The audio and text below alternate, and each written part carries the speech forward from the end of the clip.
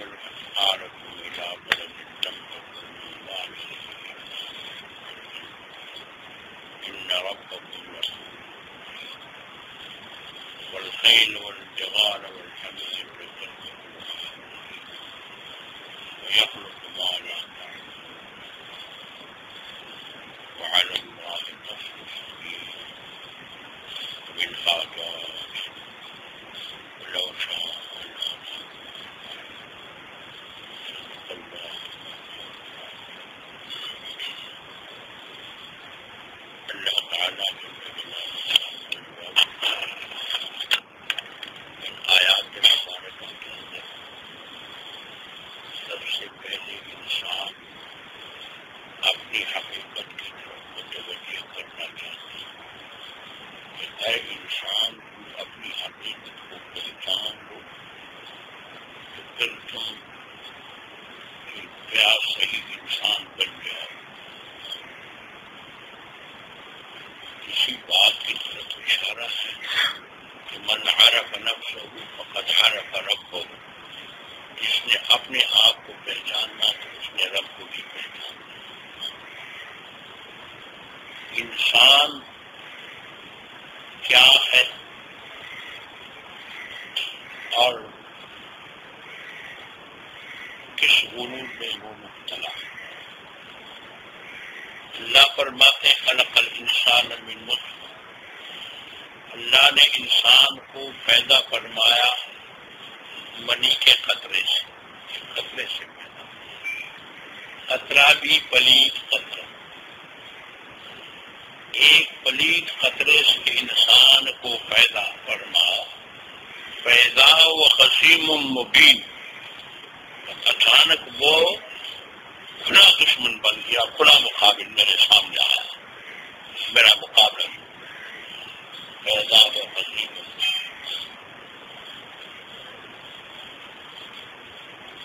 منی کے نطفے سے پیدا ہوا ہے. اب اپنی حقیقت کو نہیں دیکھتے کہ میں کیا ہوں. اب وہ اپنے نشے میں اتنا آ گیا کہ خدا کے مقابلے میں آیا. پیدا ہو خصیم.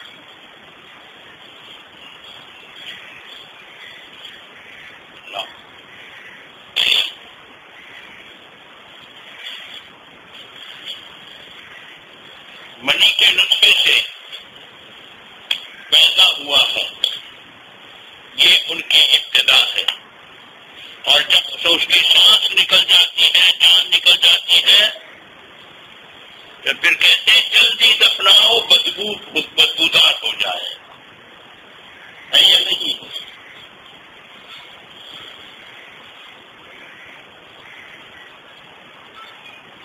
اور گزشتہ جمعہ مجلس میں نے اشارہ کر دیا کہ ایک مچھر کی مقابلہ نہیں کر سکتے. دیکھتے نہیں دیکھو ایک مچھر کا مقابلہ نہیں کر سکتے. نشہ کتنا ہے, غرور کتنا ہے. ابتدا منی کے نطفے سے اور انتہا جب اس کی جان نکل جاتی ہے تو کہتے جلدی دفناؤ بدبودار نہ ہو جائے, تعفن پیدا نہ ہو. اس کے ابتدا میں بھی سبق ہے, اس کے انتہا میں بھی سبق ہے.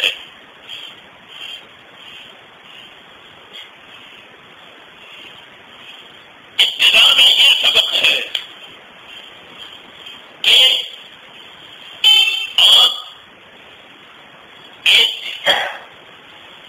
چھوٹے سے قطرے, منی کے قطرے سے, پلید قطرے سے پیدا ہوئے ہیں, تو تم کیوں غرور کرتے ہو؟ نشہ کہاں گیا؟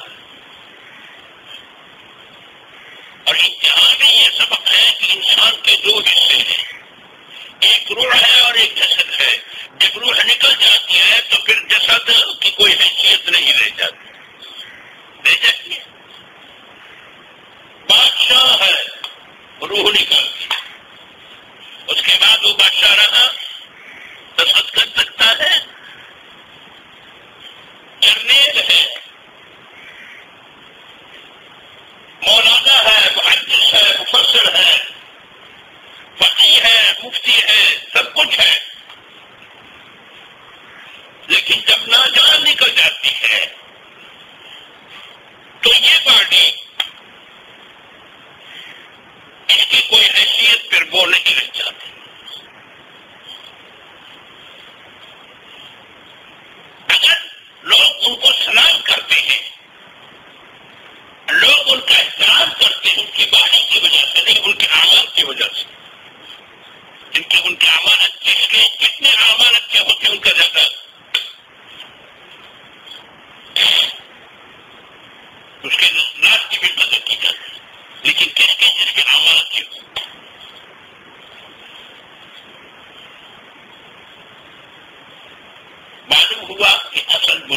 کی جان روح ہے. ایسا کہ اہمیت اس وقت ہوتی ہے، اس وقت تک وہ حکمران ہے، وہ حکم کا حکم چلتا ہے، وہ بادشاہ ہے، وہ جرنیل ہے، وہ کرنیل ہے، وہ سب. جب تک اس میں جان ہو، جب جان نکل جاتی ہے تو بزرگ فرماتے ہیں کہ باڈی کی مثال ایسی ہے جیسے کہ سواری، اور روح کی مثال ایسی جیسے کہ سوار. دوسری مثال یہ دیتے ہیں کہ بدن کی مثال ایسی ہے جیسے پنجرا، اور روح کی مثال ایسی ہے جیسے اس کے اندر پرندہ.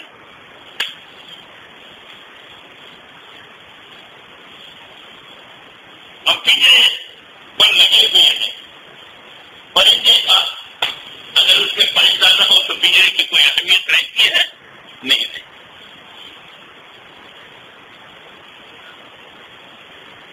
اب ہماری ساری محنت باڈی پر ہے، سواری پر ہے، سوار پر نہیں، روح پر نہیں. بزرگ فرماتے ہیں، اہل اللہ فرماتے ہیں کہ تم روح پر محنت کرو. اور جیسا کہ جسم کے لیے غذا کی ضرورت ہے، کھانے پینے کی ضرورت ہے، اسی طرح روح کے لیے بھی غذا کی ضرورت ہے. جیسے جسم کے لیے غذا کی ضرورت ہے تو اسی طرح روح کے لیے بھی غذا کی ضرورت ہے. جسم کے لیے کھانے پینے ان چیزوں کی ضرورت ہے یا نہیں ہے؟ اس کے کمانے کے لیے ہم رات دن ایک کر سکیں. دین قربان کر دیا، ایمان قربان کر دیا، بچوں کو لندن بھیج دیا، امریکہ بھیج دیا، نماز نہیں پڑھتا، دین نہیں سمجھتا، پیسے کماتا ہے کہ بڑے اچھے حالات سے پیسے آتے ہیں. میرا ایک بیٹا امریکہ میں ہے، دوسرا برطانیہ میں ہے، تیسرا فرانس، تھائی لینڈ میں ہے، فرانس جگہ ہے. خوش ہو رہا ہے، پیسے آ رہے ہیں. یہ نہیں پوچھتا کہ نماز پڑھتا ہے یا نہیں پڑھتا، روزہ رکھتا ہے یا نہیں رکھتا، حرام کماتا ہے حلال کماتا ہے. پیسے، اور یہ پیسے کس چیز کے؟ بدن کے پنجرے کی حفاظت کے لیے ہے یا نہیں ہے؟ اس کو اس سے روح کو سکون نہیں ملتا، اس سے روح کو سکون نہیں ملتا. یہ غلط فہمی میں ہے.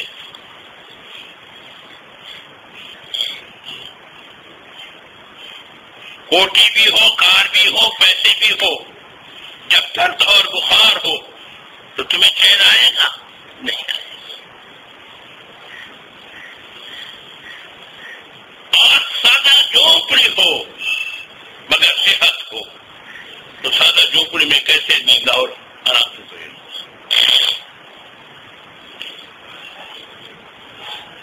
اسی طرح جب روح کو غذا ملتی ہے، غذا کیا ہے؟ اعمال صالحات، ذکر اللہ. جب روح کو غذا ملتی ہے تو روح تازہ ہوتا ہے. جب روح تازہ ہوتا ہے تو روح کو سکون ہوتا ہے. جب روح کو سکون ہوتا ہے تو کچھ بھی نہ ہو تو وہ خوش ہو.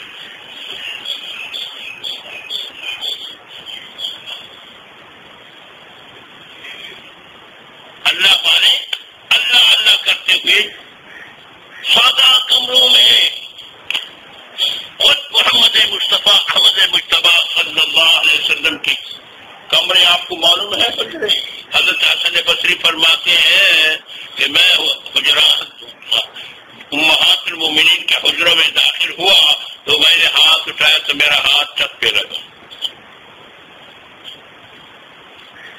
پہنچ گئے میرا ہاتھ یہ امہات المومنین کے حجروں. میں آپ سے پوچھ رہا ہوں، دنیا میں امہات المومنین سے افضل کوئی عورت ہے؟ اور دنیا میں سید الانبیاء صلی اللہ علیہ وسلم سے کوئی افضل مرد ہے؟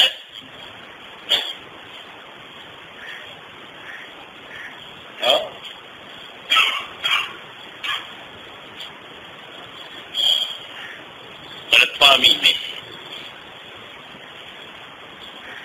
بیٹے کو جہنم کے لیے تیار کر رہے ہیں.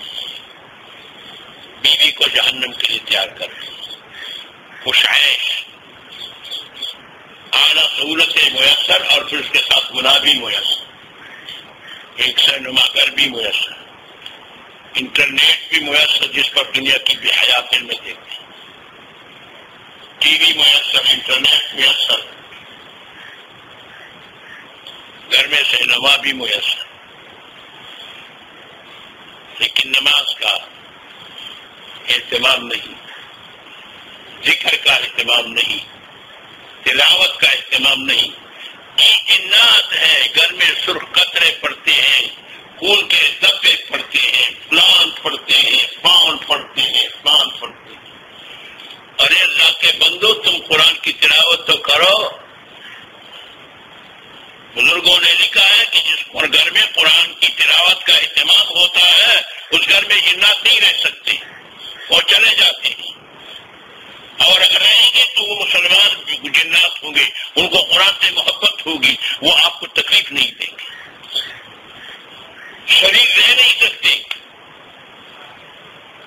اور مسلمان تکلیف دے نہیں سکتے. سمجھ گھر میں ذکر نہیں، تلاوت نہیں، پھر قطرے پڑھتے ہیں، پھر یوں پڑھتے ہیں، پھر یوں پڑھتے ہیں، پھر یوں ہو گیا، پھر وہ ہو گیا. ہے کیسے تھے اللہ والے.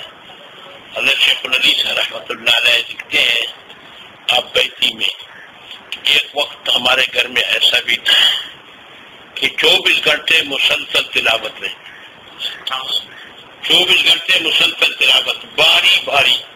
مثلا گھر میں عورتیں اور مرد تقسیم، 1 گھنٹہ یہ تلاوت کرے گا، پھر یہ سوئے گا، پھر یہ اس کو اٹھائے گا، پھر یہ تلاوت کرے گا 1 گھنٹہ، پھر یہ سوئے گا، پھر اس کو اٹھائے گا، پھر یہ سوئے گا، پھر اس کو اٹھائے گا.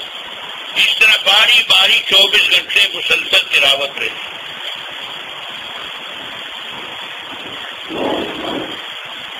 باری باری 24 گھنٹے مسلسل تلاوت.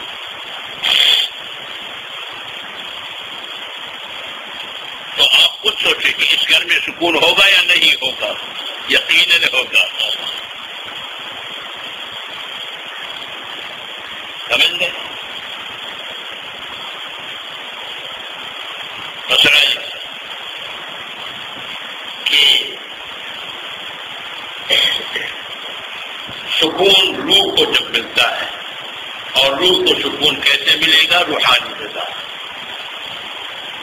اور روحانی رضا کیا ہے؟ ذکر اللہ ہے، تلاوت ہے، عبادت ہے. یہ روح کی رضا ہے. اب جو اصل ہے، جو پرندہ ہے، اس کے لیے نیا غذا میسر نہیں. جو پنجرا ہے اس کو ہم حسین بناتے ہیں، کبھی اس پر گراتا. جو سوار ہے اس کا خیال نہیں، جو سواری ہے اس کو خوب چل رہا.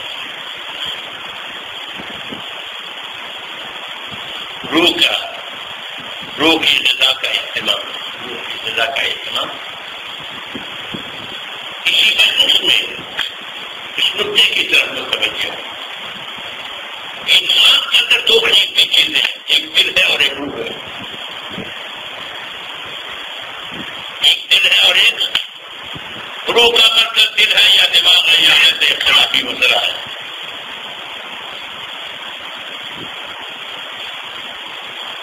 تو دل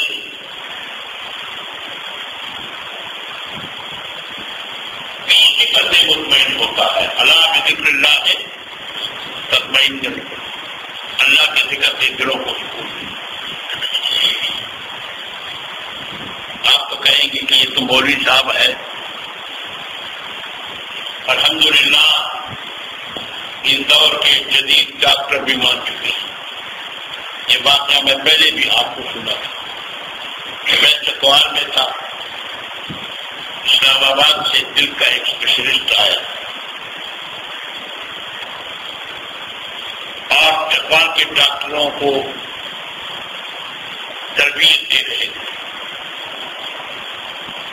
ایک نشست مقرر کیا تھا، سب کو بلایا تھا. ڈاکٹر سارے ڈاکٹروں کو دل کے بارے میں ہدایات دے رہے ہیں.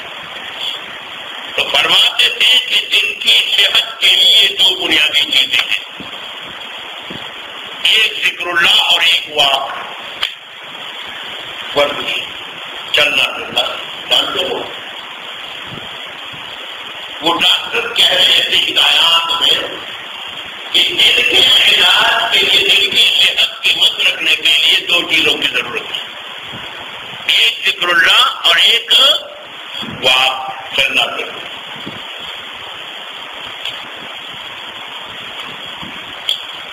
اللہ ہمیں سمجھتا ہے،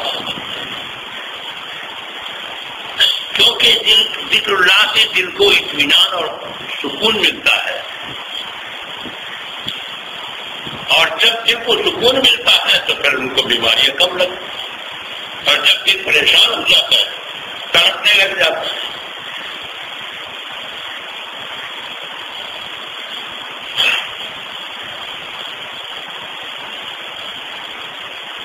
اس لیے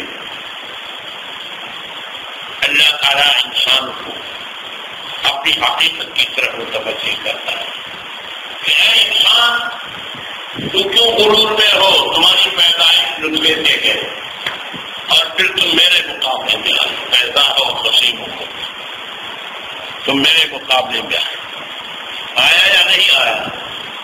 خدا کا مقابلہ یہی ہے کہ خدا کے احکامات سے بغاوت، خدا کے احکامات سے بغاوت.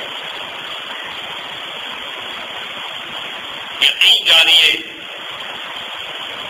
پنجاب کی تو یہ کیفیت ہے کہ اگر دیہات کو ساتھ ملایا جائے تو 80% لوگ بے نمازی، دیہات میں تو تقریباً 95% لوگ بے نمازی، 2-4 آدمی مدد میں کہیں کہیں نازل باپ یاد.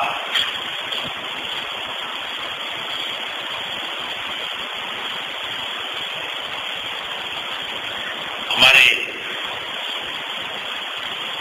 بزرگ مرحوم حضرت مولانا فضل احمد صاحب نقش مدینہ پر اللہ مرتضی فرمایا کرتے تھے کہ دوسرے گناہ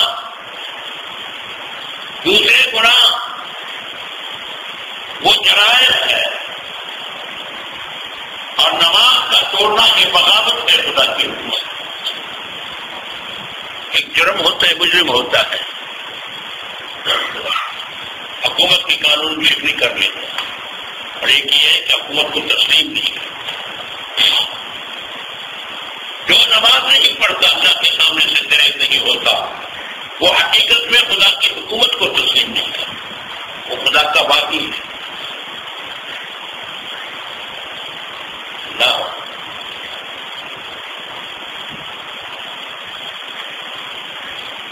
اور پھر اگر ہم سجدہ لگاتے بھی ہیں تو کیا سجدہ وہ بھی توجہ سے نہیں ہوتا، ٹھوکرے سے.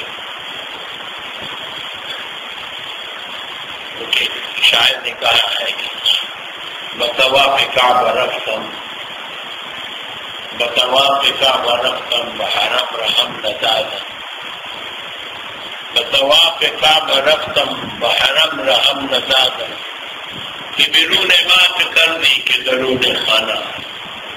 جیسے بیت اللہ شریف کے پاس جانے لگا تو مجھے اجازت نہیں ملی کہ باہر آپ کیا کر چکے ہیں کہ میرے گھر میں آ رہے ہیں. اور بزمین تو سجدہ کردم کہ زمین دا برادر، بزمین تو سجدہ کردم کہ زمین دا برآمد، کہ مرا پلیت کر دی تو سجدہ دیا. کہتے زمین پر جب سجدہ کیا دیا تو زمین سے آواز آئی کہ مجھے پلیت کر دیا ریاکاری کے سجدوں سے. ہمارے سجدے میں بھی روح ٹھوکرے کھاتے ہیں، تو سجدہ نہیں. سجدہ ہو ان سے بہت کچھ حاصل ہو. رسول اللہ صلی اللہ علیہ وسلم نے بدر میں سجدہ لگایا تو کیا کچھ حاصل کر لیا. آپ نے دیکھا سجدہ کا